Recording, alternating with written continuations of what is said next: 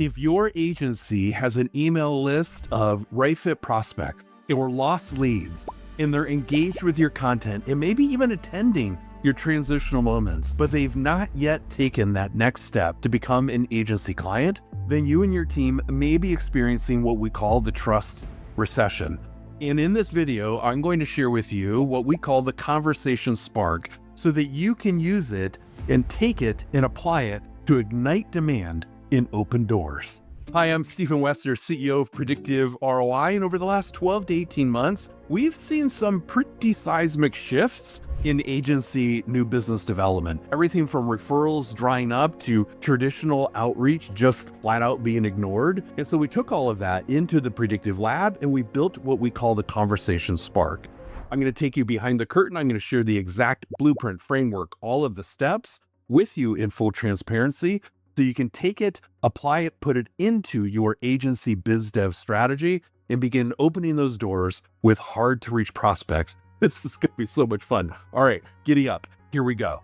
All right, so first, let's set a foundation for what the conversation spark is in a little more detail, the goals, the why behind it. And then I'm going to pull back the full curtain here on how to create your own conversation spark. I'm going to give you the recipe. I'm going to give you the ingredients, and we're going to go through all of it together. All right, so here we go. The conversation spark, and the purpose is to ignite latent demand and open doors. So not only though am I going to show you how to write your own conversation spark, I'm also going to issue you a challenge, if you will. I want you to send this to 3 of your right fit prospects, even if it's messy, even if you're like, I wonder if I should change that. I want you to hit send on at least 3, or I should say with at least 3. So let's call this the agency growth pyramid for the lack of a better term. Here at the base, the Generalist Agency, the last 8 years, we have been helping agencies build an authority position to move from being a generalist and move into being seen as an authority in the niche or niches that they wanted to serve. And all of that has been awesome. And the great thing is that many agencies are now considered authorities in their space. And yay for that. That is awesome. However, what we're also seeing, as I mentioned earlier in the introduction, we've seen a big shift in agency new business. And what that means is, even though there's an authority position, even though an agency has obtained or built an authority position, they're still knocking on doors and not getting any response. There's the latent demand in their ecosystem. And that's what this is designed to help you knock loose. And over time, we want to see you become seen as an in-demand agency. An in-demand agency, we believe that that is the next step, being able to actually be seen as an in-demand agency because you're doing all of the things, including the conversation spark, so that at some point, if you wanted to become sellable, it makes that goal even easier to attain because you've done all of these things. So let's talk about where this sits inside what we call the in-demand agency method, where the conversation spark sits. So here at Predictive, in case we're meeting for the first time, there are 3 strategies that we help agencies with: grow, nurture, sell. And down in the bottom here of nurture, the focus our sales on the highest probability prospects. That's who's going to receive your conversation spark. This is not some sort of mass broadcast. This is absolutely sending it to the very right people, exact right prospects. And then over in the sell pillar, it's this piece here: install an optimized sales process you control from start to close, because that's what the conversation spark is helping you do. It's helping you knock on the right doors with the right message so that the door is open, so that you can begin your sales process. Here we advocate what we call the trust architecture. There's earlier video, maybe a couple of videos ago, about that 3-step process. Would highly encourage you to watch that video if you haven't already, and put the trust architecture into your process so that when somebody opens the door with conversation spark, there you are, and you already have a great sales process in place. Let's keep moving forward as to one of the things, or several of the things, that make the conversation spark work really, really well. So when the doors are closed with hard to reach prospects, the reason being is because, here you or your team are, trying to push this way in order to open the door, in order to make those new introductions, in order to get more right fit prospects into your pipeline. However, the force of friction is working against you. The lack of trust, the state of distrust that we're in currently, in a variety of other factors. Maybe they don't know you, maybe they haven't seen your content for a variety of different reasons, or just the value proposition hasn't been compelling enough for them to say yes yet. All of those are friction points. But over here on the right-hand side, you see that this is different. Why? Because the box is no longer going against, being pushed against the bare floor, which creates the friction. Now the box is on wheels or casters or whatever. And so the friction is removed. These little wheels here, these represent the 6 ingredients that are inside the Conversation Spark recipe. We're going to break all of those down. I'm going to break all of them down. I'm going to show you tangible examples. We're going to work through that together. So the last thing before I show you the model is I want you to keep this word front and center. And this is something that we share with our clients when we're teaching intensives or when guests are joining us for those trainings. And that is this. I want you to give yourself grace as we're stepping through this framework and you're seeing it for the first time and you're thinking, oh, I hope that you think, oh gosh, okay, that looks like an interesting email. But then quickly some thoughts might step into your mindset or whatever word you want to use.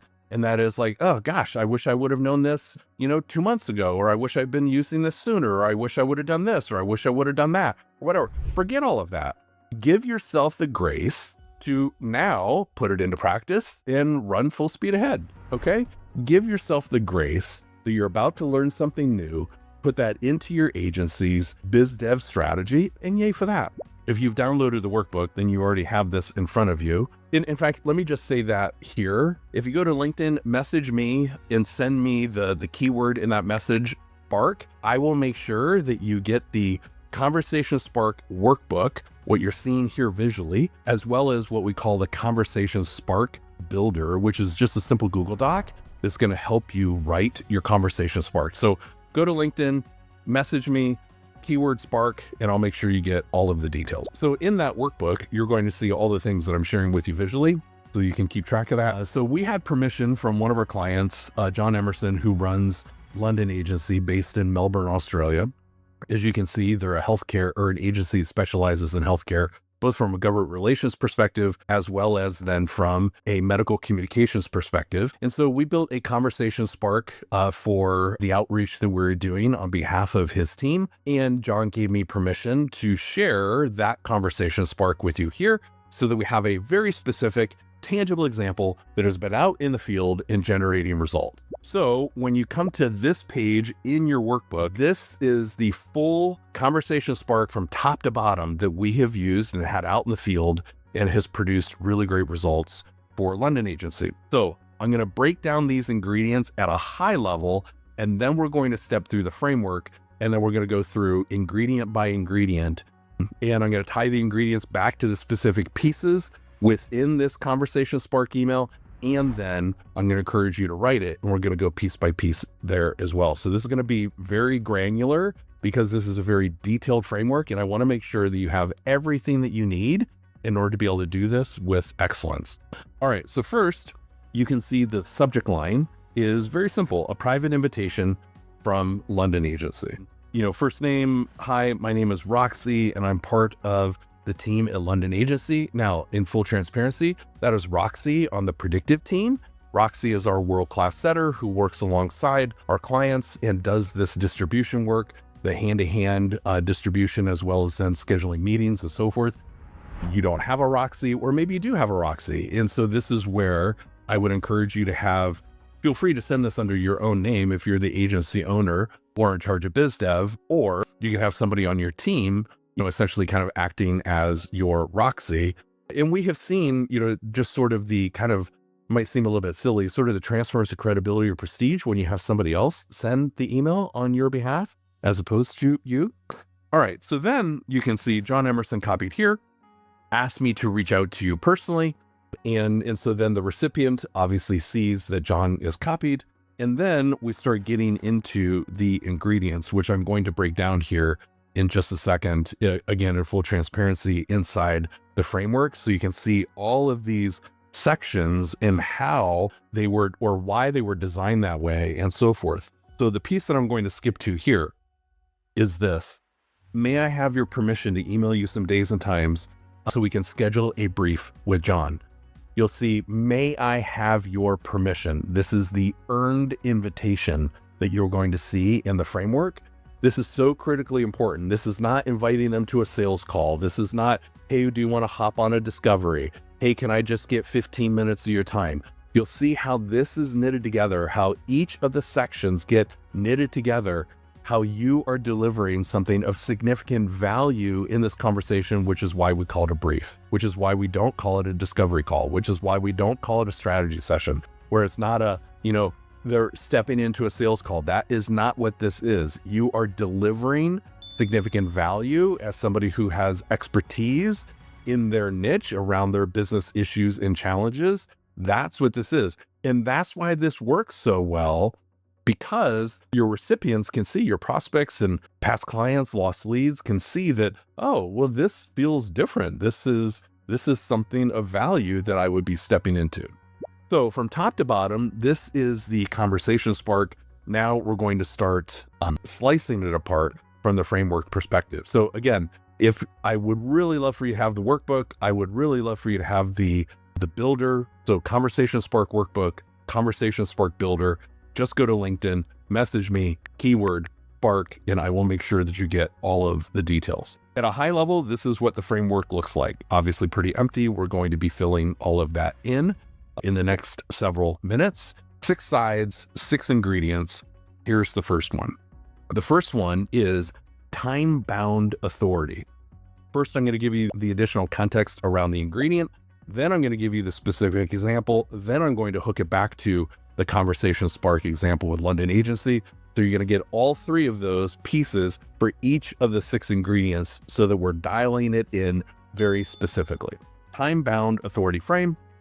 So a little bit more additional context around what that means. So you establish that what you're about to say comes from recent observations and prospects, your work with them in the field. This is not your opinion. It's not theory. It's short and it's clear, right? So think about how I introduced this video to you, because this is a tangible example. Over the last 18 to 24 months, we have noticed a big shift in agency business development. You may recall I said that, back in the open of this video. We work alongside agencies every single day. We've been in business for 16 years. So as you might imagine, that's a pretty good listening post. We have conversations every single day with agencies as it relates to their business development.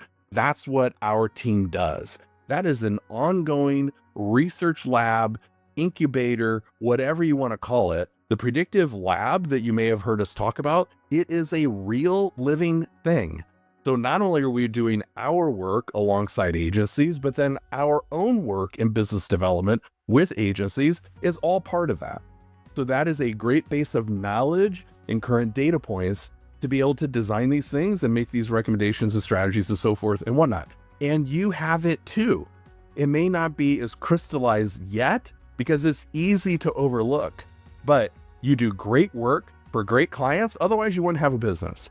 So my point is that you are constantly, you and your team are making observations in the field about what is taking place, the pressures your clients are facing, the dynamics between one client and another client, shifts in the political realm and geopolitical and economic realm, and all of those forces you probably pay attention to. And so you see all of those things and you're making observations. This is the piece in this recipe that you use to crystallize that, or you start to, right? So that is a time-bound authority frame. Then, as you saw in the London Agency example, this is how it comes to fruition.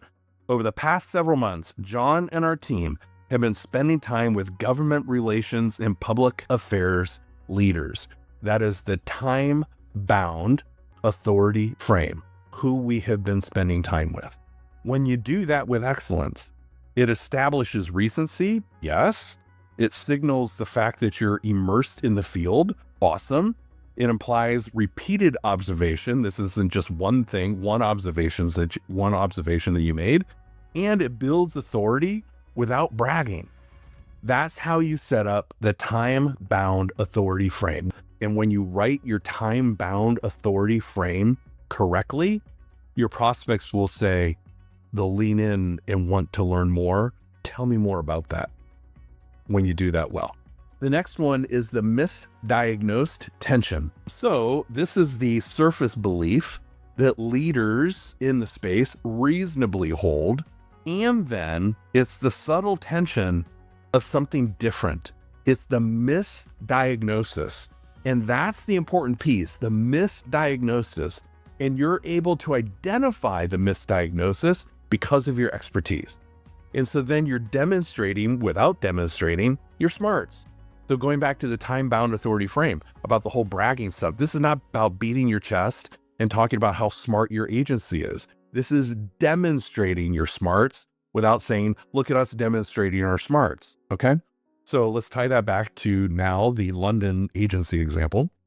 So most senior leaders already understand the surface issues, right? And then listing the surface issues. What tends to get less airtime is how decisions actually move once proposals, evidence, and advocacy efforts enter the system. All right, so because through the misdiagnosis and through your lens of expertise, you're affirming competence, it names the commonly accepted belief, it introduces friction subtly, right? Subtly, and then it makes a pivot. So you're not attacking the person, you're shining a bright light on the actual problem.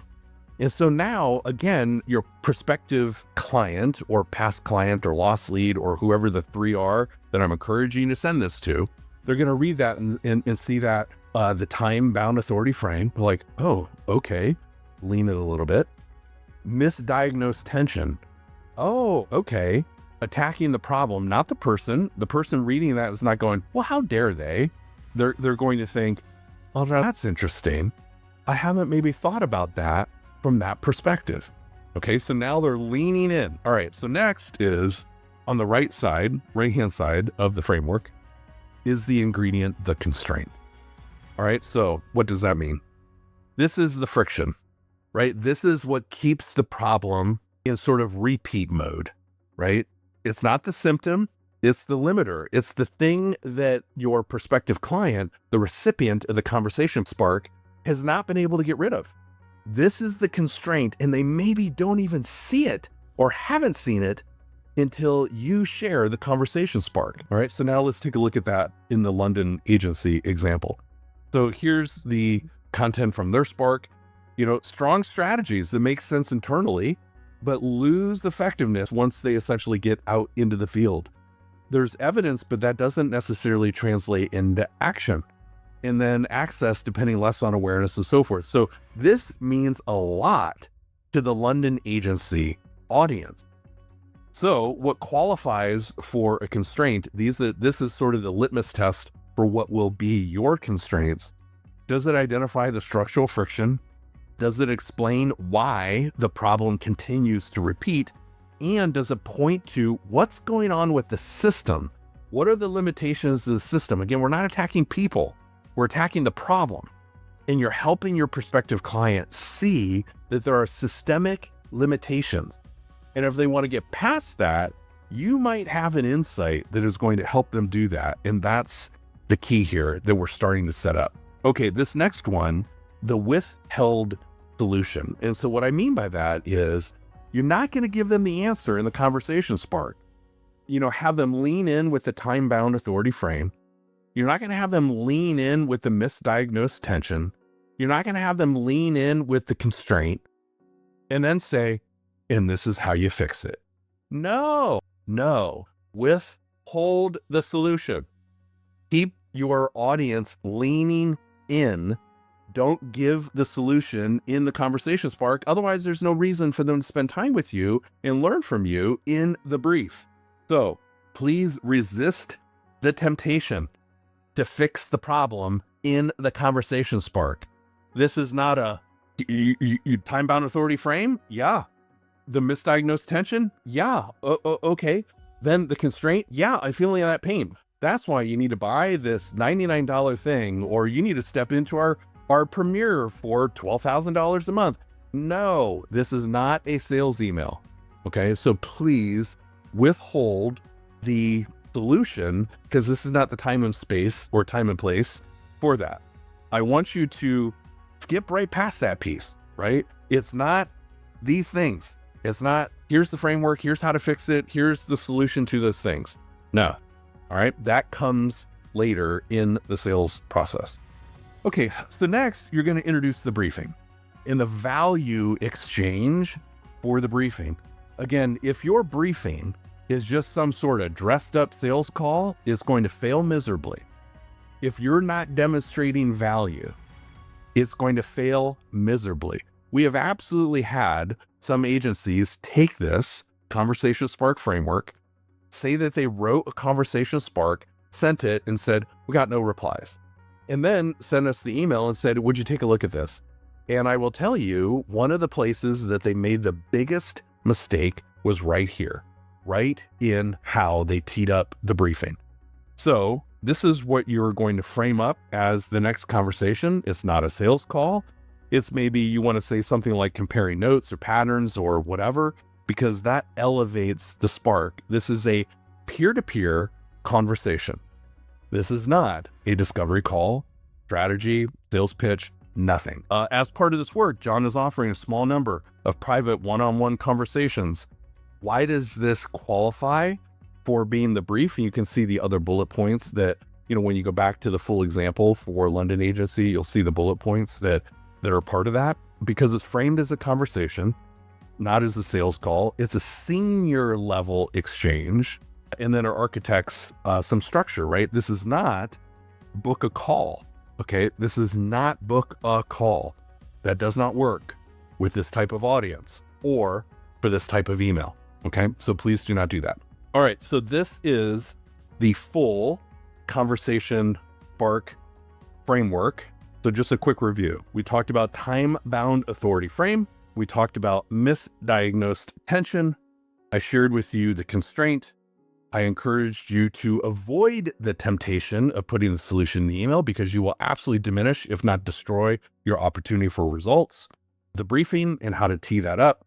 And then the earned invitation. You're earning an invitation by saying, may I have your permission to send, and so forth. Again, if you go to LinkedIn, message me on LinkedIn, just put Spark in your message, and I will be sure that you get the full Conversation Spark workbook, what we're going through here visually, as well as the Conversation Spark builder, the Google Doc that I mentioned. And I'm going to show you right now how, what are some of the things that you can expect that are in the builder, and why we designed it that way and why it's so helpful.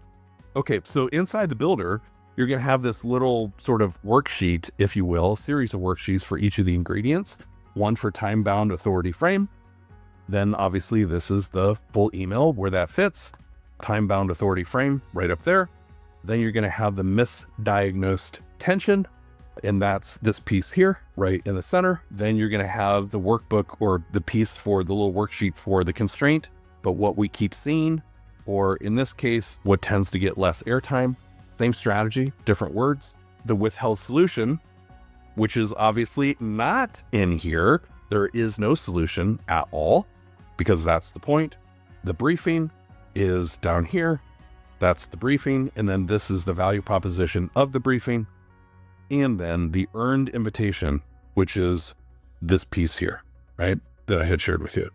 So that from end to end is the Conversation Spark email. There's a couple of additional points that I want to share with you here. And that is first, some guidance over your subject line.